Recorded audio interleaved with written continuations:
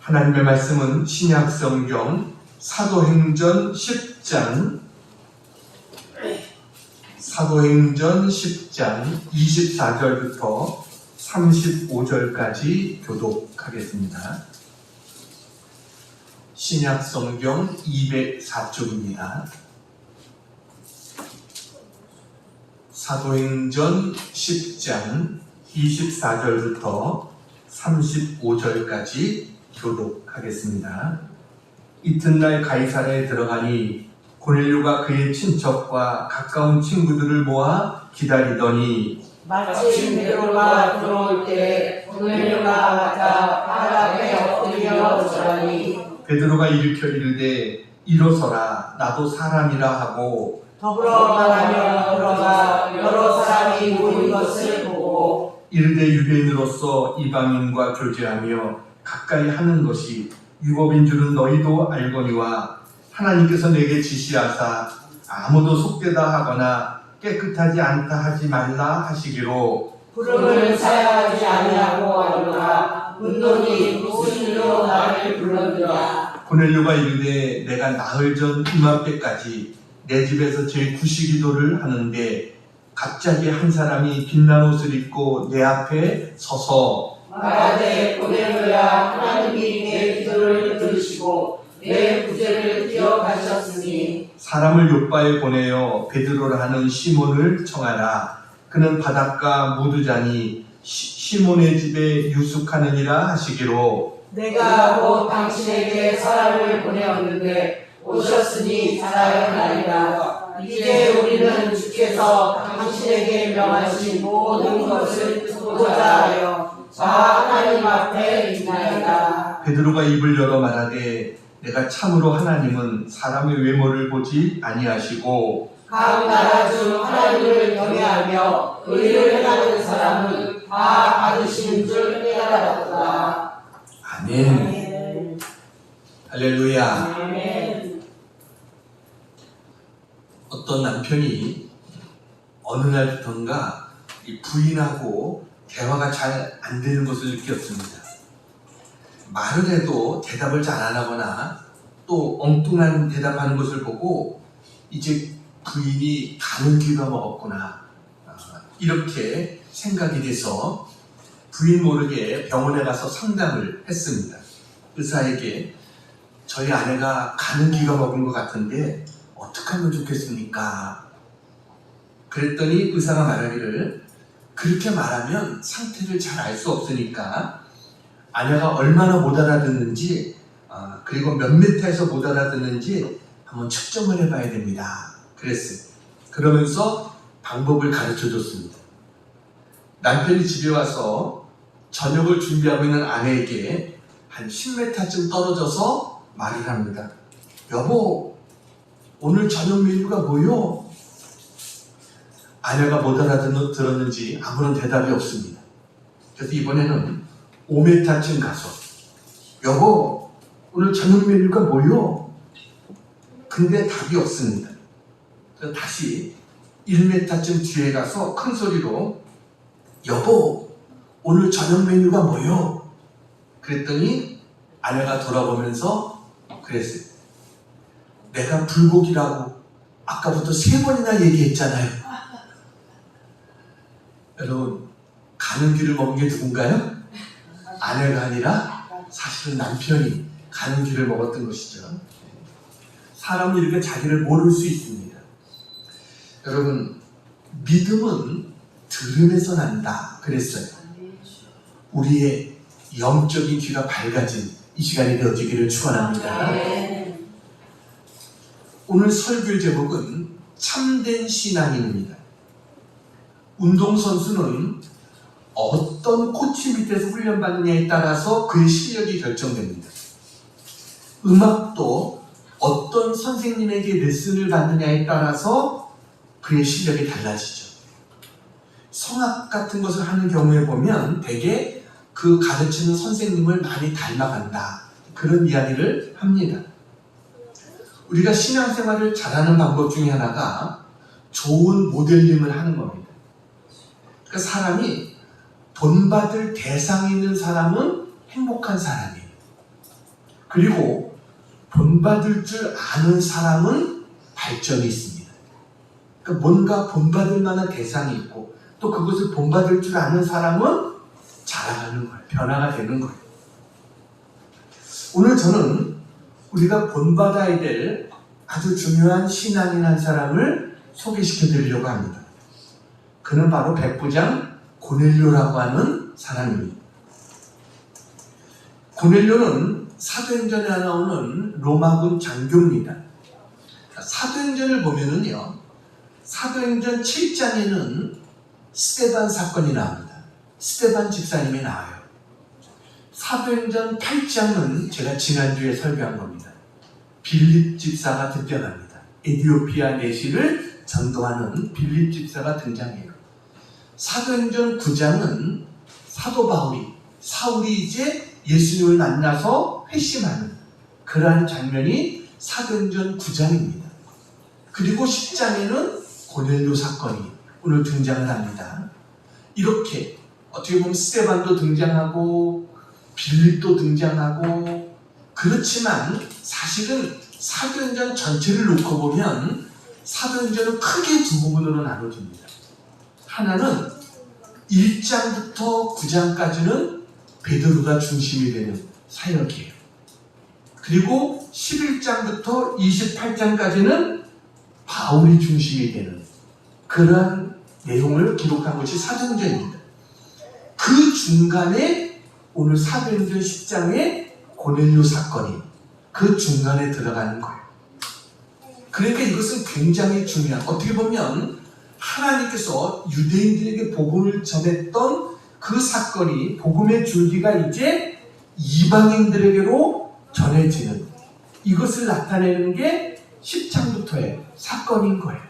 그러니까 바울이 본격적으로 복음을 전하기 전에 하나님께서 고넬료라고 하는 사람을 예수 믿게 하신 이 고넬료 사건이 사도행전 10장 전체에 나오고 있다라는 것입니다. 여러분, 그만큼 사도행전 10장은 사도행전에서 중요한 역할을 하고 있는 장입니다. 자, 그런데 왜 여기에 고넬료 이야기를 하나님께서 넣어놓으셨는가? 역사적인 것을 조금 살펴보면은요, 이 사도행전 28장에 사도 바울이 이제 죄수의 몸으로 재판을 받기 위해서 로마로 갑니다.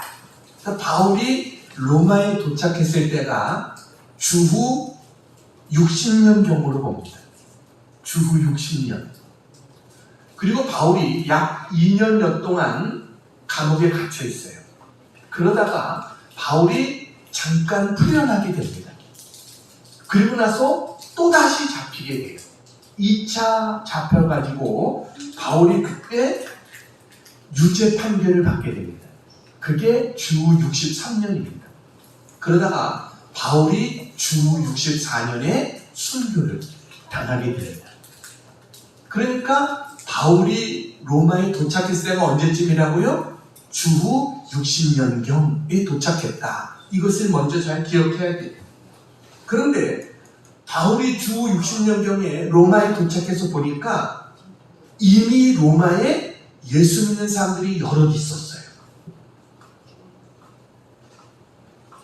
로마서 16장에 보면 거기에 사람들의 이름들이 등장합니다. 바울이 이 로마 교회에 이제 믿는 사람들의 이름을 적어놓은 거예요. 16장 1절 보면 베베 자매가, 베베라고 하는 자매가 예수를 믿었습니다. 3절에 보면 브리스길라와 아골라 부부가 등장합니다. 5절에 보면 에베네도라는 사람이 등장하고 6절에 보면 마리아, 7절에 보면 안드로니고 유니아, 이렇게 사람들의 이름이 23절까지 39명의 이름이 등장합니다. 다시 말하면요, 이들은 바울이 로마에 도착하기 전에 이미 예수를 믿었던 그러한 사람들이었습니다. 그러니까 실제로는 이들보다도 더 많은, 상당히 많은 사람들이 예수님을 이미 믿고 있었다라는 것을 우리가 알 수가 있습니다. 자, 그러면 질문은 이것입니다. 누가 전도해서 예수를 믿었느냐라는 거예요. 우리는 바울이 로마에 가서 전도해서 예수를 믿게 됐다 이렇게 생각하지만, 그러나 알고 보니까 바울보다 먼저 가서 예수님을 전한 사람이 있었다는 것입니다. 누가 바울보다 먼저 갔을까요? 그 중에 하나가 고넬료라고 하는 사람입니다. 오늘 사도행전 10장에 고넬료가 베드로를 만납니다. 이때가 학자들이 주후 47년경으로 봅니다. 그러니까 바울이 도착했던 주 60년과 약 13년간의 차이가 납니다. 그 기간 동안에 고넬료는 로마로 돌아가서 거기에서 복음을 전하는 삶을 살았구나 라는 것을 우리가 추측해 볼 수가 있어요. 그러니까 적어도 바울이 로마에 가기 한 10년 전쯤에 그는 로마에 가서 이미 복음을 전하고 있었던 거예요. 그래서 바울이 로마에 도착했을 때 예수 믿는 사람들이 그곳에 이미 있었고요. 그리고 거기에는 군인들, 정치인들, 또 저명한 자들, 이런 자들이 예수님을 믿는 자들이 이미 있었다라고 하는 것입니다. 그러니까 여러분, 고넬료가 먼저였던 것입니다. 하나님의 계획이 고넬료를 가정을 구원시켜서 그를 통해서 로마를 복음화시키는 것, 이게 하나님의 계획이었어요. 여러분, 그래서 사도행전 10장은 아주 중요한 의미를 갖고 있습니다. 사도행전 8장은 에디오피아라고 하는 곳이 한 내시를 통해서 빌립지사의 전도를 받고, 그가 말씀을 읽었지만도 깨닫지 못했지만 빌립지사의 전도를 받고 돌아가서 에디오피아를 복음화시켰던 것처럼, 오늘 사도행전 10장은 고넬료라고 하는 사람이 변화되어져서 그가 로마에 가서 로마를 복음화시키는 일에 힘썼다라는 것을 우리에게 증거해 줍니다. 하나님은 로마의 구원을 위해서 고넬료를 미리 준비시키셨어요. 자, 그러면 오늘 참된 신앙이란 제목입니다. 참된 신앙인 고넬료가 어떤 사람이었는가, 우리 함께 은혜를 나누겠습니다. 자, 첫 번째 같이 한번 읽겠습니다. 시작. 하나님을 경외하며 기도하는 사람입니다. 고넬료는 하나님을 경외하며 기도하는 사람입니다. 1절 같이 한번 읽습니다. 시작. 가이사라에 고넬료라는 사람이 있으니 이달리아 부대라 하는 군대의 백부장이라. 고넬료라는 사람이 등장합니다. 이스라엘 하면 지금도 가이사라 지역이 있어요. 거기에 헤롯 궁전의 터도 있고요. 로마 군들이 그곳에 주둔해 있었던 상당히 큰 유적지들이 가이사라에 남아 있습니다. 그러니까 이스라엘에 비행기 타고 도착해서 거의 제일 먼저 가보는 곳이 가이사라라고 할 정도로 가이사라는 중요한 그러한 지역입니다. 이 지역에 고넬료라는 사람이 군대의 백부장이었습니다. 로마는요, 당시에 지중해 전 지역을 다스리고 있었는데 이스라엘도 주 6년경부터 총독을 보내서 다스리고 있었습니다. 그 부대가 가이사라에 있었어요. 로마군의 가장 기본적인 부대 구성은 100명입니다. 그래서 그들을 다스리고 있는 이 군인이 백부장입니다. 근데 이 사람이 어떻게 했느냐? 자, 2절 같이 한번 읽겠습니다. 2절 시작. 그가 경건하여 온 지방과 더불어 하나님을 경외하며 백성을 많이 구제하고 하나님께 항상 기도하더니. 정말 놀라운 겁니다. 왜냐하면 고넬료는 로마의 백부장인데 그가 자기 나라의 종교를 믿지 않고 이스라엘의 종교를 믿었다는 거예요. 본래 로마인들은 로마인들이 믿는 종교들이 있습니다. 로마의 종교는 두 가지 특징이 있어요. 첫째는 다신교입니다. 많은 신들을 섬기고 있습니다. 심지어는 여러분, 황제도 신입니다. 그래서 하도 여러 신을 믿었기 때문에 로마에 가면 만신전이 있습니다. 수많은 신들을 모신 신전이라는 거예요. 또 하나는요, 로마는 어떻게 보면 로마는 국가 종교입니다. 국가에서 정해진 종교를 믿어야 되는 겁니다. 다른 종교를 믿으면 안 돼요.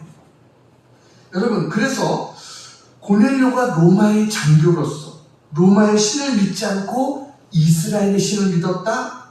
이건 쉬운 일이 아니죠. 만약에 로마의 황제가 이것을 알았다면 어떻게 되겠어요? 고넬료의 성공과 출세에 도움이 될까요? 자기 나라의 군대가 자기 나라 황제와 신들을 믿지 않고 식민지 국가의 신을 믿었다? 이러면 황제가 좋아하겠습니까? 그런데 로마 장교인 고넬료는 하나님을 경외했어요.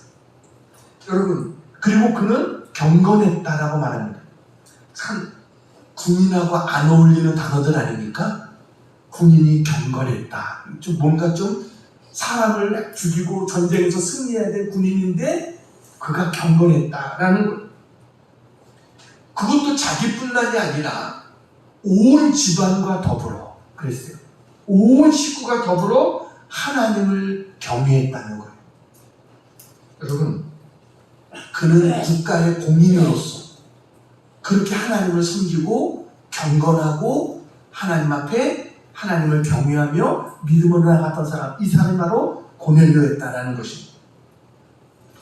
미국의 지미 카터 대통령, 여러분 아시죠? 저 보고 가는 쪽에도 해피타트 그 집들 만들고 그랬었죠. 이 지미 카터 대통령이 우리나라에 왔을 때 그가 굉장히 바쁜 일정 가운데서도 주일날이 됐을 때 교회 가서 예배 드렸습니다. 그가 침례교인이라 여의도 침례교회에 가서 예배를 드렸어요. 그런데 그 여의도 침례에 가서 예배 드리는데 광고 시간에 목사님이 이 카터 대통령을 이제 성도들에게 소개하잖아요. 근데 뭐라고 소개했냐면 그때 그 한경기 목사님 그때 맞나요? 아니죠. 제 이름이 갑자기 혼동했는데 그때 목사님이 뭐라고 소개했냐면 이렇게 소개했습니다. 우리 교회에 귀한 손님이 오셨는데 미국 남침례교회 카터 집사 부부입니다. 인사하시겠습니다. 이렇게 이야기했어요. 미국 대통령이 오셨습니다. 이렇게 소개한 게 아니라 침례교회 집사님이 미국 남침례교회 집사님 카터 집사님 부부가 우리 교회에 오셨습니다. 인사하시겠습니다. 이렇게 했어요. 그때 카터 대통령이 나와서 인사를 하는데 뭐라고 인사하냐면 진심으로 목사님께 감사드립니다. 미국 대통령으로 소개하지 않고 남침례교회 집사로 소개해 주셔서 감사합니다. 대통령직은 국민이 투표해서 세운 직분이지만 집사 직분은 하나님이 주신 직책이므로 저에게는 더 귀합니다. 이렇게 이야기했어요. 그래서 많은 성도들이 은혜를 받았어요. 여러분, 대통령이라는 직분보다 하나님이 주신 집사의 직분이 내게 더 소중하다. 그래서 그는 대통령일 때는 인기가 없었지만 대통령 끝마치고 난 다음에 더 인기 있는 그런 대통령이 됐습니다. 왜냐하면 대통령을 끝나고 나서도 다시 주일학교 교사로 돌아가서 주일학교 아이들을 가리키고 어려운 분쟁지역 있는 곳에 가서 분쟁을 해결해주는 일에 앞장서고 또 집 없는 사람의 집 지어주는 일에 앞장서고 이러다 보니까 사람들의 존경을 받게 된 거죠. 그는 하나님을 경외하는 믿음이 어떤 건가 이런 것을 우리에게 보여주는 거예요. 스케줄을 뒤로 하고 대통령인데도 먼저 주일날 가서 예배드린 것 이것도 정말 귀하지만 대통령직보다 집사직분을 더 귀하게 여긴 것 이게 우리들에게 감동을 주는 것이죠. 오늘 이 백부장 고넬료 그는 경건했을 뿐만 아니라 하나님을 경외했고 또 뭐라고 말해요? 백성을 많이 구제했다 이렇게 말합니다. 그는 사람들을 긍휼히 여기는 마음도 갖고 있었다는 거예요. 사실 여러분 이방인으로서 하나님 믿는 것만 더 대단하죠. 그런데 그는 하나님을 믿을 뿐만 아니라 그 믿음을 실천했습니다. 그가 구제한 백성은 피정복국인 이스라엘 백성들을 말합니다. 그는 구제하려고 온 사람이 아닙니다. 여러분 이스라엘을 지배하기 위해서 온 사람이에요. 그가 구제하지 않는다고 누가 뭐라고 할 사람은 아무도 없습니다. 유다의 아무리 믿음이 좋은 사람이라도 그에게 하나님 믿으라고 이야기해 줄 사람이 없습니다. 강요할 수 있는 사람은 아무도 없어요. 오히려 그가 이스라엘 사람들에게 자기들의 신을 믿으라고 오히려 권하면 권했지, 오히려 여러분 그가 하나님을 믿는다, 이건 생각하기 어려운 거예요. 그런데 그는 하나님을 믿었고 이스라엘 백성들을, 어려운 사람들을 많이, 그것도 많이 구제했다, 이렇게 말하고 있어요. 그리고 구제했을 뿐만 아니라 그는 또 뭐예요? 하나님께 항상 기도하더니, 그는 하나님께 항상 기도했어요. 우리가 어쩌다 기도할 수는 있습니다. 그렇지만 항상 기도하는 것은 쉽지 않죠. 고넬료는 한간 사람이 아닙니다. 그런데도 그는 그렇게 하지 않았다는 거예요. 여러분, 고넬료를 생각하면 아무리 생각해도 그는 그렇게 할 필요가 없는 사람이에요. 그가 하는 행동들은 자기의 출세에 도움이 되는 행동들이 아닙니다. 사실 그는 부족할 것이 없습니다. 로마의 장교로 이미 경제적으로도 안정된 삶을 살고 있는 사람입니다. 그렇게 하나님을 믿는다고 돈이 나옵니까? 보너스가 나옵니까? 계급이 올라갑니까? 살림살이가 낮습니까? 자기의 미래의 성공에 무슨 도움이 됩니까? 그런데도 그는 하나님을 믿었다는 거예요. 누가 그에게 믿으라고 강요하지도 않았어요. 그런데 어떻게 했어요? 그의 믿음은 자발적인 믿음이었습니다. 스스로 선택한 믿음이었습니다. 사람을 보고 하나님을 선택한 게 아니라 하나님을 보고 하나님을 선택한 거예요. 자신의 출세를 보고 선택한 게 아니라 진리를 보고 선택한 것입니다. 하나님을 믿되 철저히 믿기로 선택한 것도 그의 선택입니다. 여러분, 누가 그에게 당신 하나님 믿는데 그렇게 믿어야 되라고 한 사람도 없어요. 그렇지만 이왕 믿을 바에는 잘 믿어야 된다. 여러분, 이것도 그가 선택한 거예요. 하나님 믿는 것도 그가 선택한 것이고 하나님을 잘 믿는 것도 그가 선택한 겁니다. 하나님을 잘 믿는 사람들은요, 기도하게 되어 있습니다.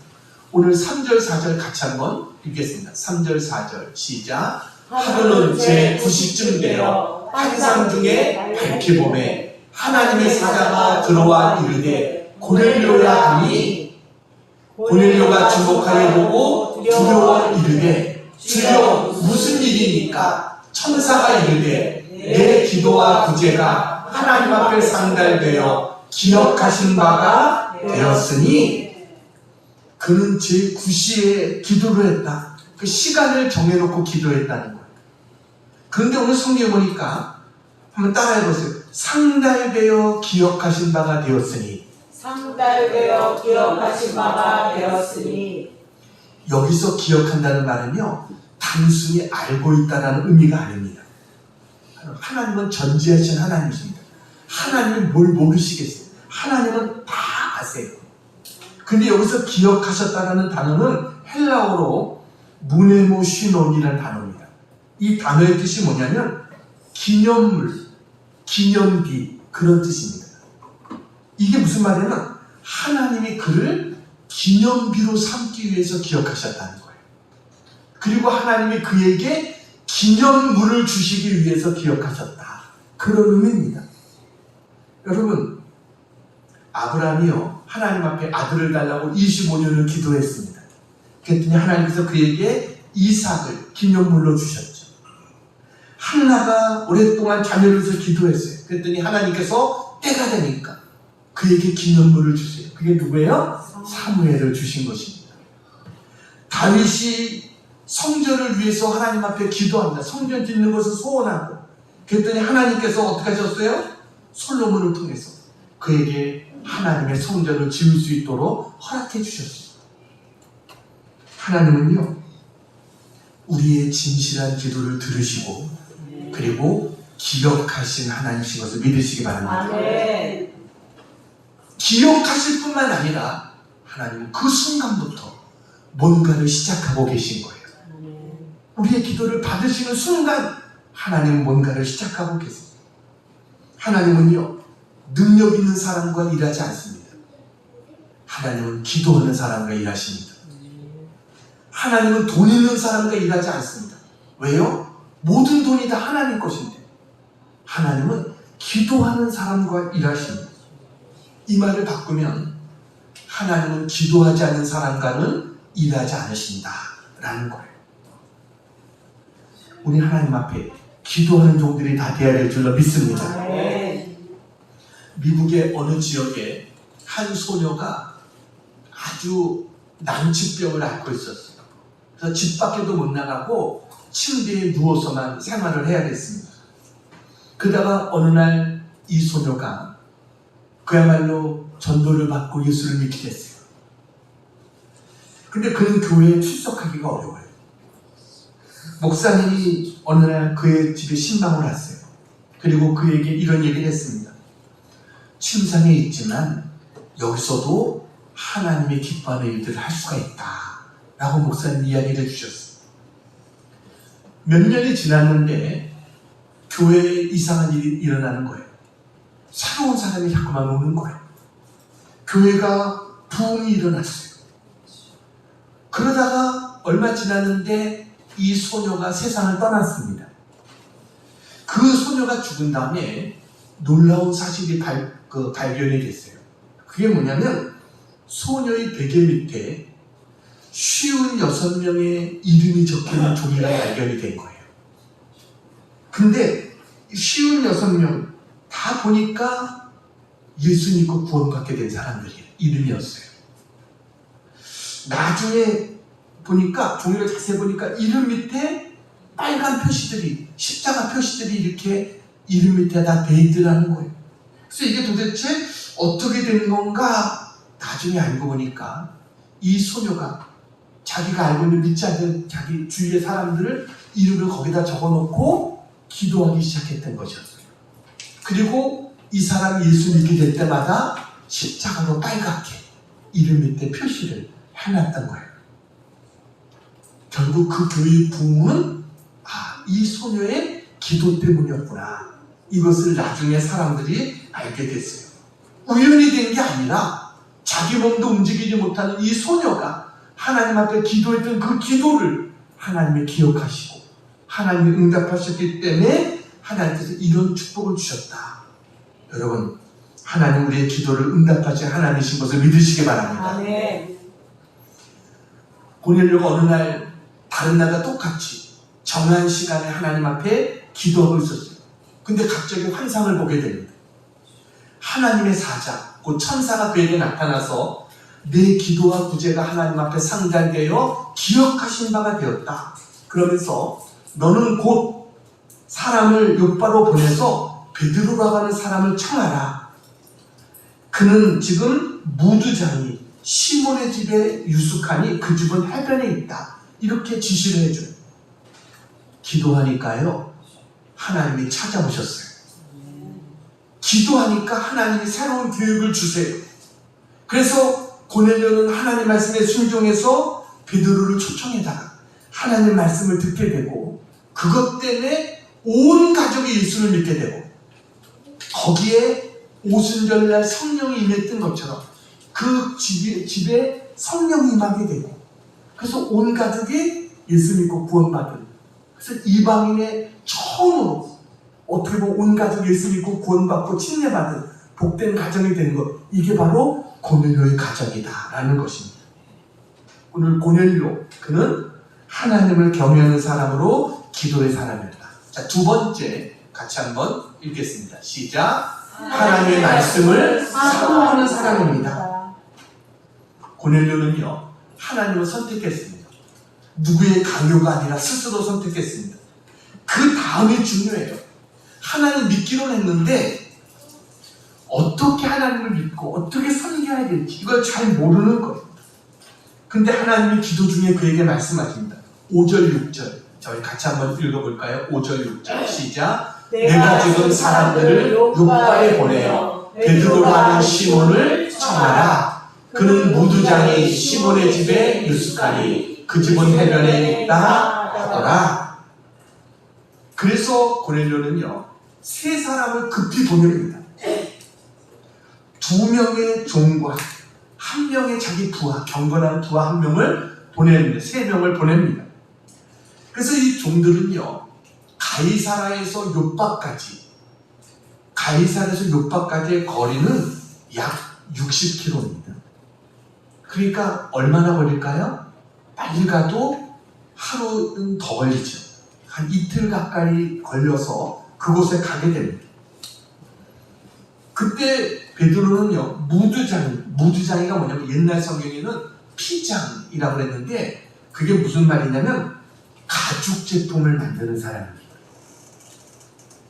그 시몬의 지붕에서 베드로가 기도하고 있다가 베드로도 하나님이 주는 환상을 보고 이게 무슨 뜻인가 하는데 고넬료가 보낸 사람들이 도착해가지고 우리 주인이 이러이러해서 당신을 초청했는데 빨리 좀 갔으면 좋겠습니다. 그래서 베드로가 순종해서 가게 됩니다. 갔더니 어떤 일이 일어났느냐? 자, 23절에서 25절입니다. 같이 한번 우리 읽겠습니다. 시작. 베드로가 불러들여 유숙하게 하니라. 이튿날 일어나 그들과 함께 갈새 요파에서 온 어떤 형제들도 함께 가니라. 이튿날 가이사랴에 들어가니 고넬료가 그의 친척과 가까운 친구들을 모아 기다리더니 마침 베드로가 들어올 때 고넬료가 맞아 발 앞에 엎드려 절하니. 여러분, 고넬료의 모습을 보면 정말 너무나 놀랍습니다. 왜냐하면 고넬료는 이스라엘을 다스리기 위해서 온 군인입니다. 그것도 장교입니다. 베드로는 누구예요? 우리가 볼 때는 대단한 사람이지만 로마 사람들 입장에서 볼 때는 별 볼 일 없는 사람이 베드로입니다. 그는 어부였고 배운 것도 별로 없고 우리가 볼 때는 예수님의 제자고 사도고 대단한 사람이지만 이방 사람들 볼 때는 별 볼 일 없는 종교 지도자에 지나지 않는 그러한 사람입니다. 근데 베드로가 특징이 뭐예요? 베드로는 하나님의 말씀을 전하는 자예요. 근데 오늘 고넬료가 베드로를 맞아서 어떻게 됩니까? 일가 친척을 다 모아서 친구들까지 다 모아서 베드로를 기다리고 있었어요. 여러분, 기다렸다라는 말이 중요합니다. 그냥 기다린 게 아니라 사모함으로 기다렸다는 거예요.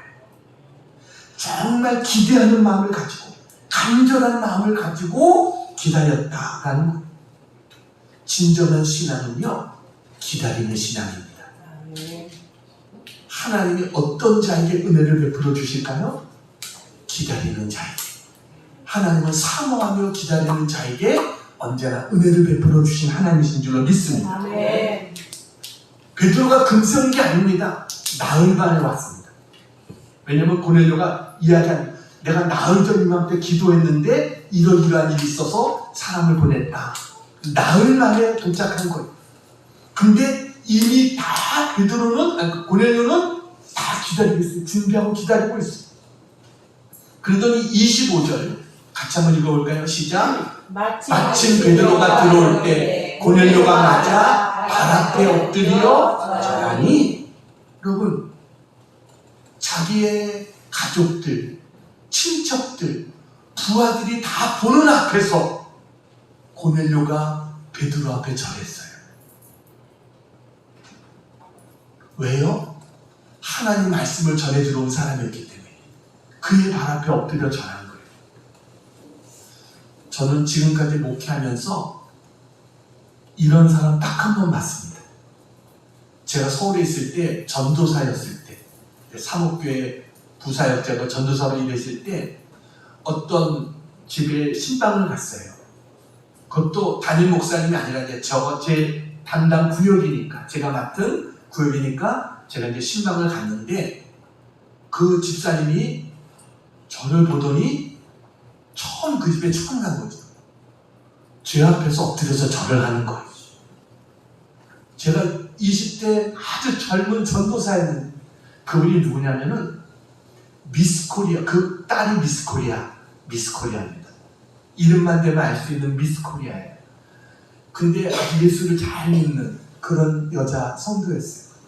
그 어머니도 예수를 잘 믿는 분이었어요. 그래가지고 집도 잘 살고 아주 괜찮은 그런 집안인데 이분은 자기가 혼자 터미널에 가서 전도지를 주면서 전도하는 그런 분이었어요. 나이도 많이 있으신 그런 분인데 그 전도사가 왔는데 저 앞에 절을 하고 제가 얼마나 당황했겠어요. 여러분 상상이 안 되실 겁니다. 네. 근데 정말 그러니까 하나님이 이 집을 이렇게 축복해 주시는구나 제가 알 정도로 그런 가정이었어요. 근데 오늘 고넬료가 베드로 앞에 엎드려 절을 한 거예요. 그러면서 고넬료가 베드로에게 뭐라고 말합니까? 33절 같이 한번 읽겠습니다. 33절. 자, 빨간 글씨 읽겠습니다. 시작. 주께서 당신에게 명하신 모든 것을 듣고자 하며. 자, 고넬료가 만다.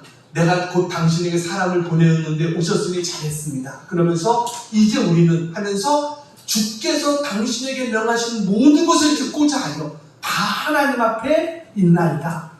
이리 들어와서 좀 차도 마시고 좀 쉬십시오. 이게 아니에요. 그가 얼마나 사모했는데 뭘 사모가 있었어요? 하나님이 주실 말씀을 그는 사모하고 있었어요. 고넬료가 원했던 것은 베드로를 통해서 어떤 기적 보기를 원한 것이 아닙니다. 베드로의 간증을 듣고 싶어 했던 것도 아닙니다. 그가 원했던 것은 한 가지였어요. 하나님 말씀이었어요. 주께서 당신을 통해서 주시는 명하신 모든 것 그걸 듣고 싶습니다. 이렇게 이야기하는 거예요. 다시 말하면 어떤 종류의 말을 듣기를 원하지 않았어요.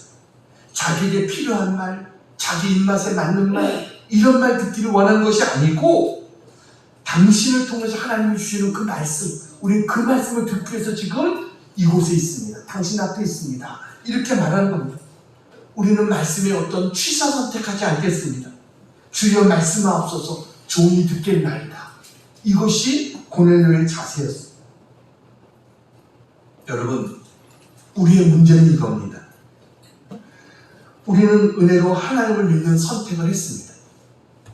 그런데 문제는 대부분 거기서 멈춘다는 것입니다. 하나님을 선택했으면 하나님 말씀도 선택해야 되는 것입니다. 근데 여러분 많은 사람들이 믿음이 안 자라는 이유가 뭔지 아세요?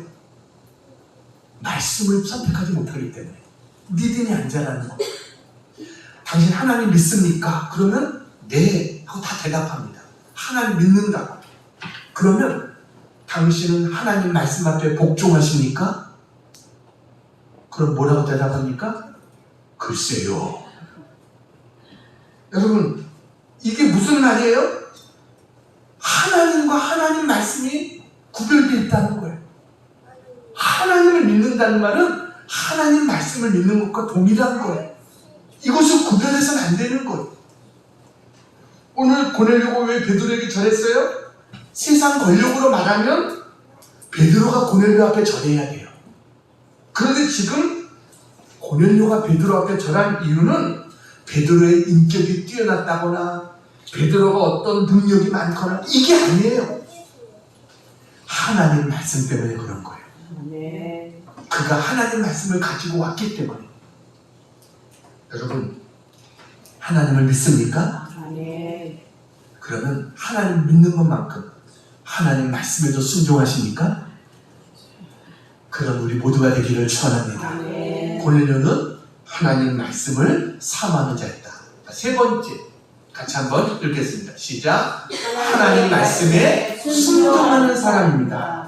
7절 같이 한번 읽겠습니다. 7절 8절 시작. 마침 말하던 천사가 떠나게 고넬료가 집안아인 둘과 부하 가운데 경건한 사람 하나를 불러 이 일을 다 이루고 요빠로 보내니라. 고넬료는 하나님의 말씀을 듣자마자 응답을 받자마자 곧바로 이 일을 실천했어요. 순종했어요. 빨리 요빠에 사람을 보내서 베드로를 초청했어요. 여러분 오늘 말씀의 주인공은 고넬료입니다. 그러나 고넬료만 순종의 사람이 아니라 베드로도 순종의 사람이었어요. 베드로는 요빠에서 하나님 말씀을 전하고 있었어요. 그러다가 아주 중요한 일을 합니다. 거기에서 정말 우리가 잘 아는 그 하나님을 잘 섬기는 그러한 여인을 살리게 됩니다. 도르가라고 하는 여인, 이 여인을 죽었는데 베드로가 기도해서 살려요. 그리고 나서 열심히 복음을 전합니다. 그러다가 하나님께서 베드로를 오늘 성경에 보니까 무두장이 시몬의 집으로 가라고 하나님이 지시하셔서 베드로가 그 집에 가서 거하게 됩니다. 여러분, 그 집을 가는 것은 별일 아니죠. 베드로의 입장에서는 전도하러 간 사람이기 때문에 얼마든지 이 장소 저 장소 옮기면서 전도를 할 수 있어요. 근데 중요한 것은 그 사람이 무두장이라는 거예요. 무두장이가 뭡니까? 가죽공예사라고 했어요.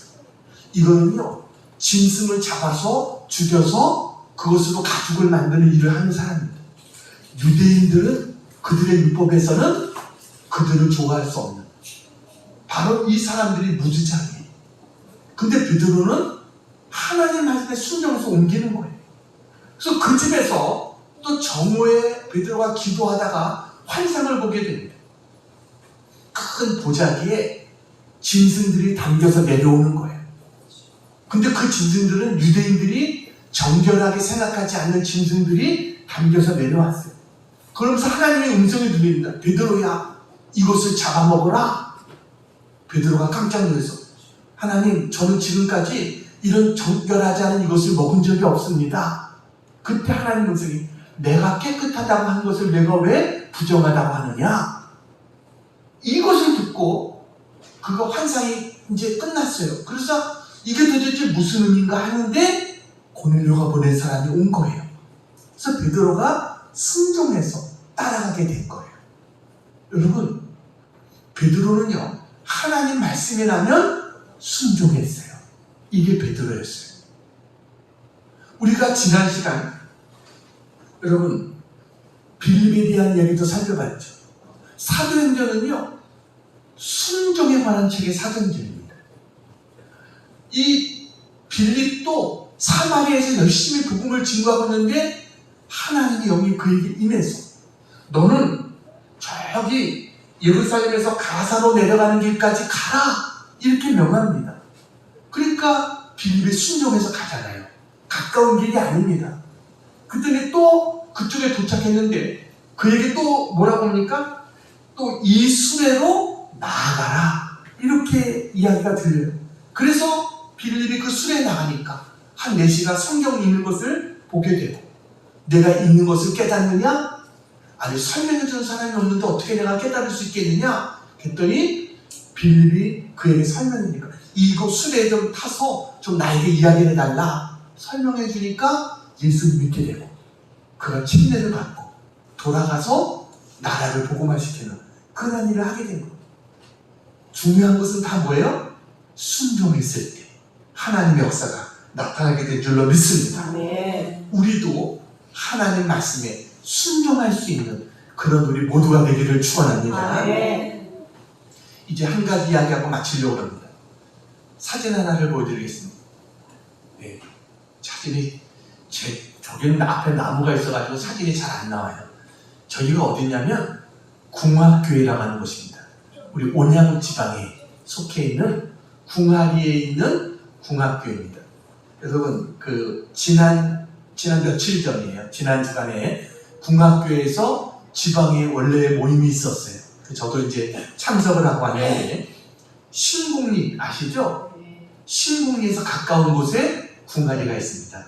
신곡리에서 얼마 떨어지지 않았어요. 가까운 곳에 궁합리가 있는데, 저 궁합교회에 얼마 전까지 정말 우리 지방에 가장 연세가 많으신 목사님, 김한규라고 하는 목사님이 목회를 하셨어요. 그러다가 얼마 전에 돌아가셨습니다.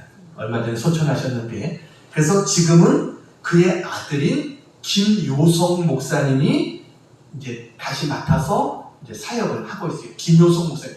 다음 사진을 보여주세요. 저분이 김요성 목사님입니다. 찬양 사역을 하고 있죠.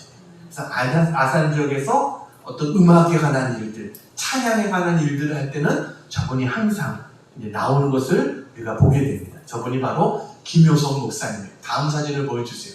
저분이 지난 5월 달에 바로 취임 예배를, 이제 아버지의 뒤를 이어서 취임 예배를 하고 있는 그러한 장면입니다. 저 사진에 나와 있는 장면이 바로 그 교회의 내부의 모습입니다. 자, 하나 더 보여주세요. 자, 저게 바깥에서 찍은 하나의 그러한 교회의 모습입니다. 자, 그런데 이번에 그 김효성 목사님, 그 아들 되는 김효성 목사님이 설교를 하셨는데 궁합교회가 세워진 역사에 대해서 이야기를 해줬어요. 이 아버지였던 김한규 목사님이 궁합에 교회가 없었어요. 그러니까 이곳에 교회를 세워야 되겠다. 하나님 앞에 기도하는 가운데 근데 그곳에 아무것도 없어요. 땅도 없고 집도 없고 아무것도 없는 거예요. 그래서 기도만 하고 있었는데 어떤 일이 일어났냐면 저 궁하리에 아주 잘 나가는 무당이 있었답니다. 아주 거기서 잘 나가는 사람들이 많이 찾아오는 잘 나가는 무당이 있었는데 이 무당이 어느 날 갑자기 아프기 시작했다는 거예요. 그래가지고 병원에 가서 치료를 해도 잘 안 낫는 거예요. 그래서 자기보다 더 용하다고 하는 무당을 찾아낸 겁니다. 무당이 무당을 찾아냈어요. 그러니까 자기보다 더 위에, 훨씬 위에 있는 계급이라고 그러더라고요. 그런 무당을 이제 찾아가서 상담을 한 거예요. 그랬더니 정말 신기하게도 그 무당이 그러더라는 거예요. 너희 동네에 김한규라고 하는 목사님이 있는데 그 목사님에게 가서 기도를 받으면 날 거다. 이렇게 이야기를 하더라는 거예요. 무당이. 그래가지고 이 무당이 김한규 목사님을 찾아와서 기도를 받았어요. 나았을까요? 안 나았을까요? 그리고 나은 거예요. 정말 신기한 일이 일어난 거예요. 그리고 나서 이 무당이 김한규 목사님에게 물은 거예요. 혹시 교회를 어디 세우려고 그러느냐? 그러니까 나는 아직 땅이 없다. 그랬더니 이 무당이 그러면 내 땅에다 세워라. 저 땅이 무당 땅입니다. 저 교회가 세워진 저 땅이 무당의 땅이에요. 그래서 교회를 거기다 짓게 된 거예요. 이 무당이 기도를 받고 그 다음날 자기 집안에 있는 신전을 다 없애버렸어요. 신전을 다 태우고 다 없애버렸어요. 그리고 자기 집을 교회로 짓도록 자기 땅을 내놓고 그리고 나중에 집사님이 되셨어요. 예수를 믿고 집사님이 되셨어요. 그래서 저 교회가 그냥 세워진 교회가 아니라 무당이 예수 믿고 그리고 그것도 참 정말 신기하게 하나님께서 그렇게도 역사하시는 정말 하나님의 역사는 우리가 상상할 수 없는 그런 놀라운 역사들을 하나님은 일으키신다. 그래서 저 궁하리에 저 궁하침례교회와 그 이후에 세워진 궁하감리교회 두 개의 교회가 궁하리에 세워져 있는 거예요. 여러분 하나님은 지금도 우리가 상상할 수 없는 놀라운 역사들을 일으키시는 하나님이신 것을 믿으시기 바랍니다. 네. 한 무당이 예수 믿으니까 교회가 세워지는 거예요. 여러분 무당도 변하니까 하루아침에 모든 것 자기의 모든 밥벌이 아니겠어요? 자기가 저 땅을 어떻게 샀겠어요? 무당 일을 하면서 그렇게 돈도 벌고 땅도 사고 다 했는데 그것을 하나님 앞에 드리고 여러분 저곳에 지금까지 교회가 세워져서 이렇게 교회가 있다는 것 하나님의 역사인 것입니다. 말씀을 정리합니다. 참된 신앙은 어떤 사람이에요? 하나님을 경외하며 기도하는 사람이다. 참된 신앙인은 하나님의 말씀을 사모하는 사람이다. 참된 신앙인은 하나님 말씀에 순종하는 사람이다. 여러분 고넬료와 베드로는 바로 그런 사람들이었어요. 이들을 통해서 하나님은 로마를 변화시킵니다.